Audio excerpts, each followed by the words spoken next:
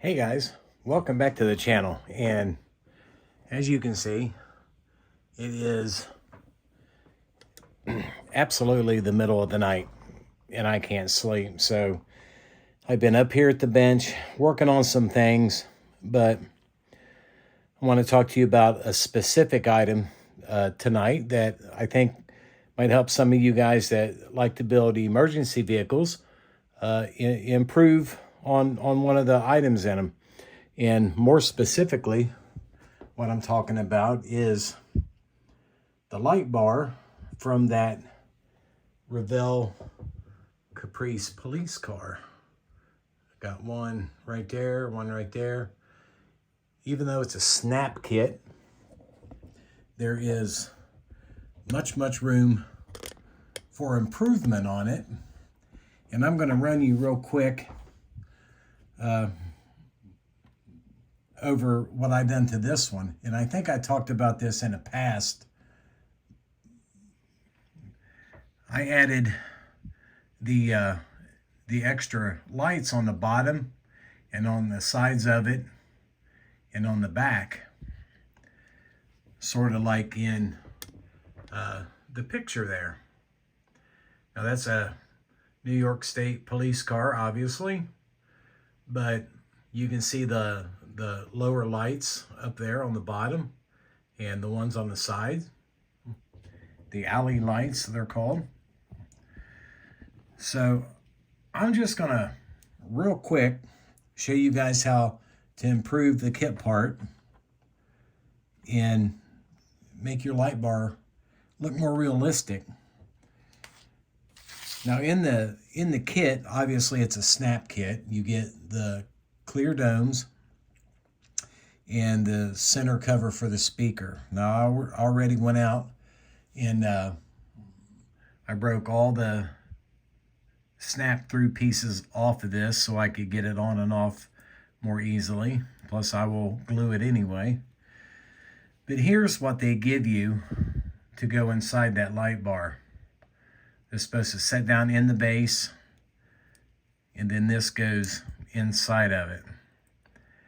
Now I know there was a strobe light version of this bar, but I don't think it was out right away.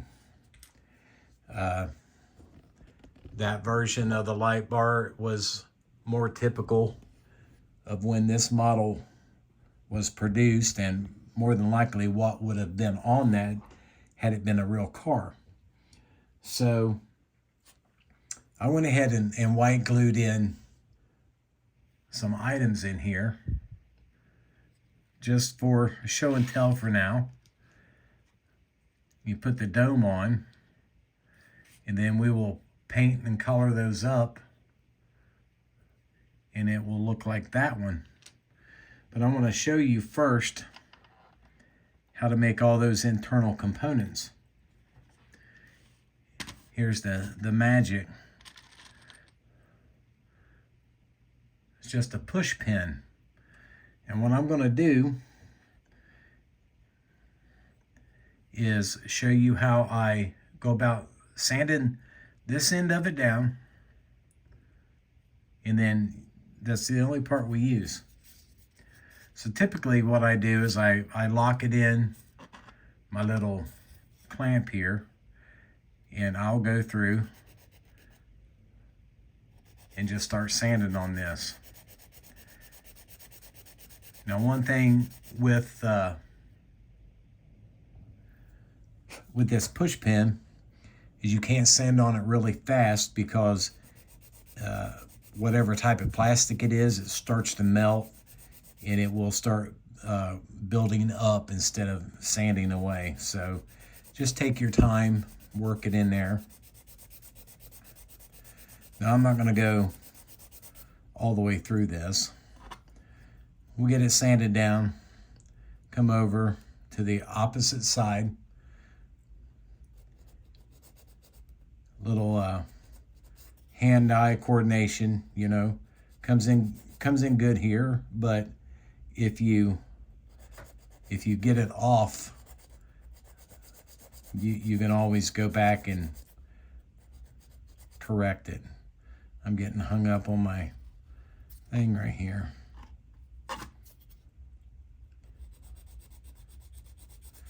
So I know this is very boring. But I don't know if you may not be able to tell, but I am a little crooked on my sanding. So what I'll do is correct that. Bring it over, sand it down some more.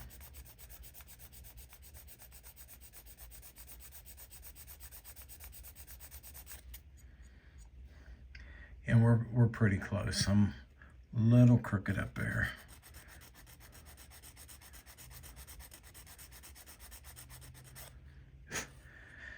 Once you have these sanded down, I will usually always measure them. And I've already got some done. I got 2 for the sides, 2 for the front, 2 for the rear that I already sanded down and have a layer of chrome paint on them. Typically what I have found, what works is if you sand these down to about 170 thousandths. So I would have to go 30 more thousandths, maybe 40, to get them at 170, 160 thousandths. Now let's assume that we have that sanded down. You just take this guy, your hobby knife, put it on there, and give her a good push. Let me see if I can get on camera here. Give her a good push, wiggle it back and forth. It pops right off. That's what you're left with. We don't need that, it's garbage. Once we have the face of the light, we're going to lay it down on our sanding block with the rough side down that we just cut, the smooth side up. Lay it on there with a light pressure with your finger. Just start running that back and forth. You get that back side sanded off a little bit. Just like that. We get our cut sanded away. Now here's the tricky part. Is I do this by hand. The rough side down on my sanding stick, and I hold it up at an angle, and I sand that back and forth, and I do that until I have a nice angle on the top side of this light. And I know it's not going to show up, but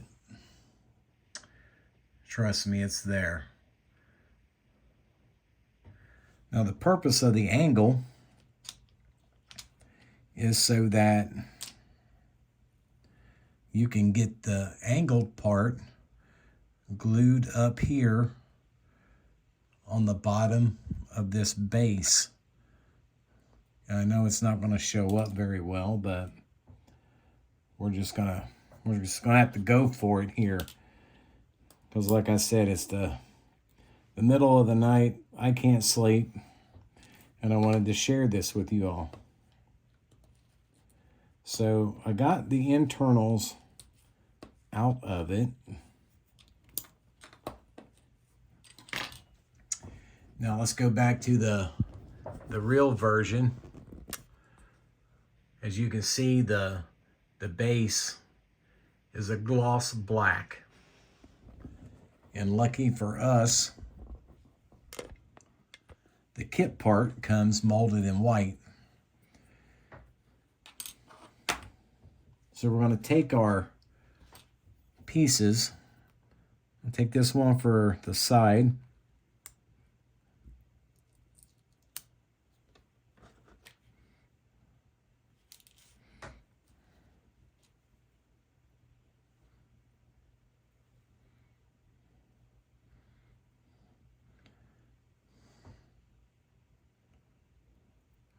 I'm gonna see what size angle.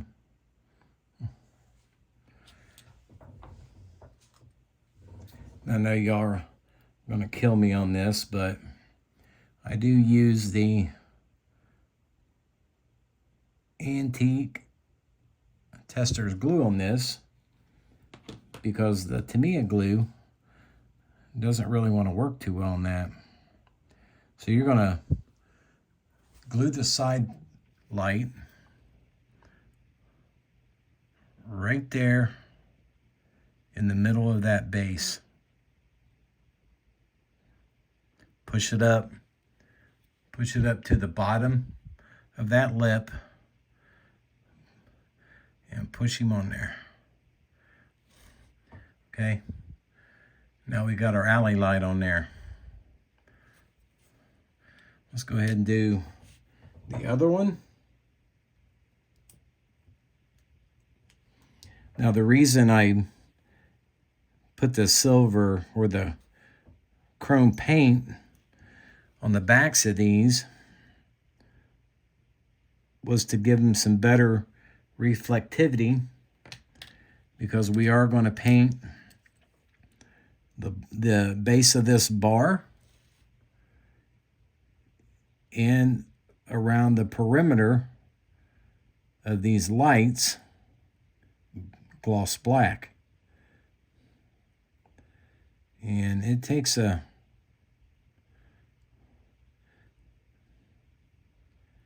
just a second to get them on there.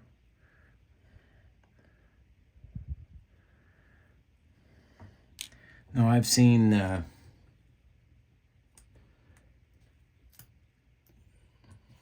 these bars in the real world have two of these lights on all four sides. I've seen them have 4 lights on the front and the back. But for this one, we're just going to do 2. Well, if I can get that on there.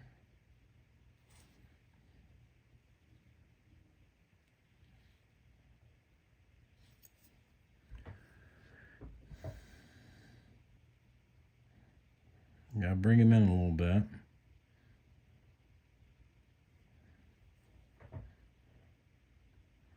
Just make sure they're kind of straight. Help myself out here a little bit. Don't need a whole bunch of glue with it, because once you paint around it, your paint's going to dry and glue it on there for you.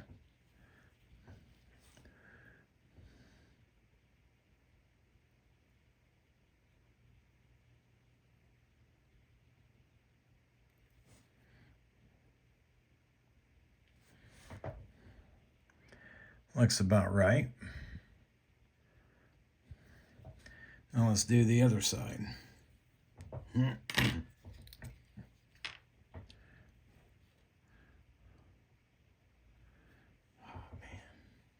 I hate this glue though. It still holds, but everything has its purpose, I believe, at the modeling bench. So I'm gonna take this one, put him right up there.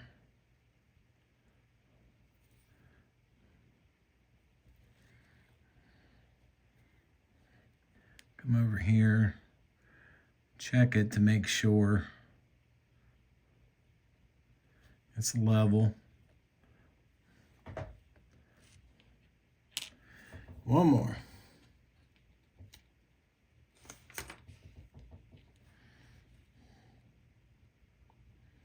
And then if I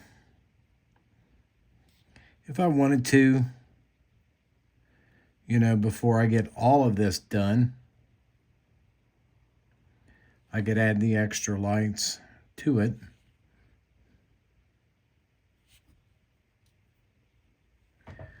So there's the front of it, the sides, and the back. Now normally what you would find on these lights was the front ones were clear takedown lights, the sides were clear alley lights, and the backs were a combination of one of the local departments around me used to have them blue domes, and these two were yellow. So you got some like the real one here, one red, one yellow, or amber, whatever you want to call it. But it's your choice to paint them whichever you want. And because I painted them with the chrome paint, they'll have a nice reflectivity when we paint it. So let me do one real quick for you. We'll do well, let's see.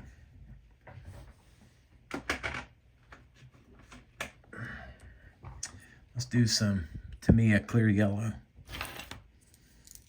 on the ones on the back.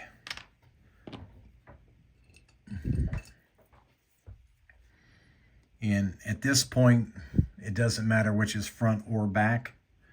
So you're going to determine that when you paint it.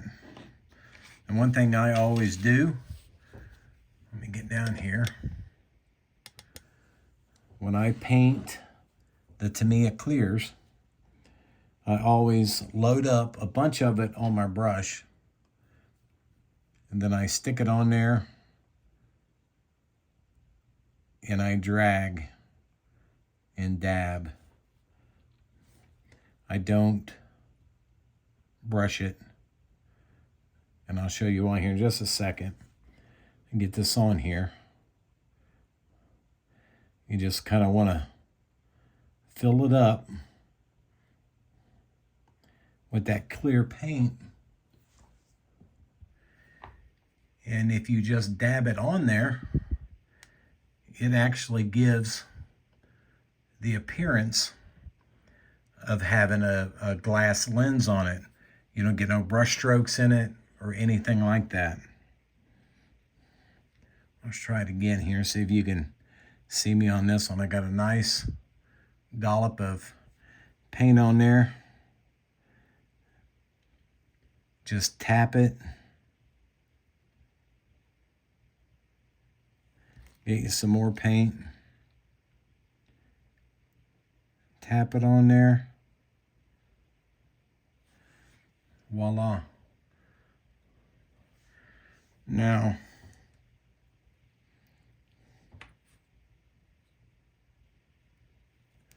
I'm going to clamp that so I can set it upright. Let that set up for a little bit. I will usually let these Tamiya paints set up like that for, oh, I don't know, 10, 12 hours, I suppose, before I even ponder the idea of touching them. But we'll move on to the next step real quick, since the rest of them are going to be clear. Clean this brush out real quick. Where's my paper towels? Let's see. Gloss black. I probably haven't had opened in 6 months. I can't get it open.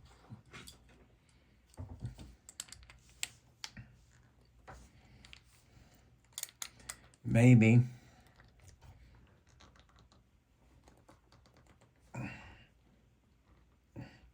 Okay, this ain't working. So, I don't think I have any other gloss blacks. Flat, that's gloss blue. How can a model builder have one jar of gloss black paint?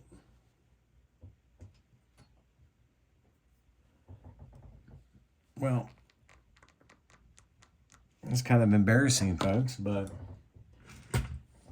I'll have to soak that in some hot water and get that open. But if I was just going to paint it, I would come down here right along the edge of it, and then down here below it, behind it, and all this in through here. You paint all that gloss black, and you do that around every one of the lights, and you wind up like that. I think you can see that. And the black paint helps the fact that, you know, they're kind of hidden on there, and they blend right in with the base of that light bar. To do the inside, I'm going to chrome the back of it, the top of it, on both of them. These things had rotators forwards and backwards in them, the way they sat, but they would flash. You would actually see both of them, but they were on, they were synced differently. And then there was a reflective mirror, so you get a reflection in the front off that side, reflection in the back off of this one. So for the reflector, I just used a piece of 15 by 125, cut it, and then we'll just glue that in place and chrome it when we get to that part. But here are those. Same thing. I sanded them down. I think, let me see, check real quick what I sanded them down to. About 155. And it doesn't have to be perfect by any means, but the domes on these are not very tall at all. Plus they will have to set down inside that bar a little bit. But that is one way that you can improve a model kit part with some push pins. Doesn't take much. I mean, I buy these at like Home Depot, Office Depot. You can find them at Walmart, and it just takes a little time to sit down and sand them off. You know, make sure they're straight, cut them off, sand them, get everything smooth on them, and then once you're done, you have a really good looking addition to one of your more modern police car models. And to me, that is a very quick way to make something look, you know, more realistic than what the kit offers. So I apologize, the video was a little bit longer than what I thought it was going to be. I thought I could do that quick. I thought I could get my damn paint open, but whatever, you know. But hey, thanks for watching, and I hope you found something useful here.